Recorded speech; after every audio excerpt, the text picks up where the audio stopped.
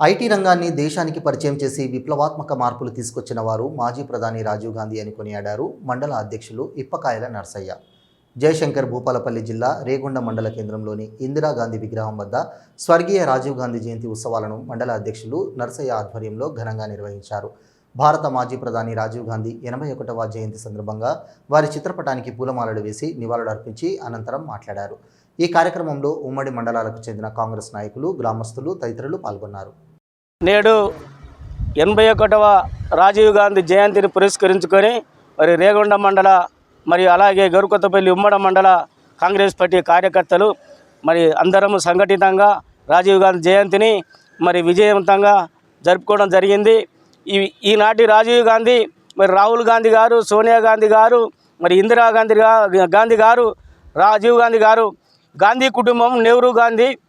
అలాగే గాంధీ కుటుంబమే దేశ ప్రజల కోసం అంకితం, దేశ ప్రజలే నా భావి తరాలకు ఆశా జ్యోతులు అని చెప్పి రాజీవ్ గాంధీ పేద ప్రజల కోసం అంకితం అనే నినాదంతో రాజీవ్ గాంధీ కుటుంబాలు, గాంధీ కుటుంబమే పేద ప్రజల కోసం అని చెప్పి చెప్పక తప్పదు. ప్రజల కోసం ప్రాణాలు అర్పించినటువంటి ఇందిరాగాంధీ, రాజీవ్ గాంధీ ఈ దేశ ప్రజలే నాకు ముఖ్యమని దేశ ప్రజల కోసం ప్రాణాలు అర్పించిన రాజీవ్ గాంధీ గారికి మరొకసారి జోహార్లు అర్పిస్తూ ఈనాటి ఆ రాజీవ్ గాంధీ గారి, ఇందిరా గాంధీ గారు కానీ వాళ్ళ ఆశయాలకు అనుగుణంగా సోనియా గాంధీ గారు, రాహుల్ గాంధీ గారు, ప్రియాంక గాంధీ గారు, మల్లికార్జున ఖర్గే గారు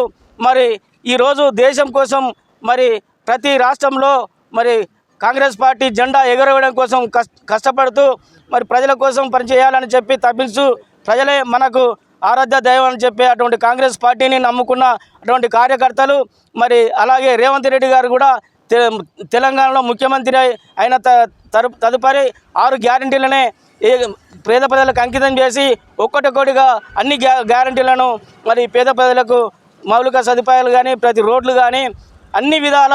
సన్న బియ్యం అయితేనేమి, రైతు భరోసానైతేనేమి, రైతు రుణమాఫీని అయితేనేమి ప్రతిదీ పేద ప్రజల కోసం నిరంతరం పాటుపడే మా రేవంత్ రెడ్డి గారు కాంగ్రెస్ పార్టీ అని చెప్పక తప్పదు.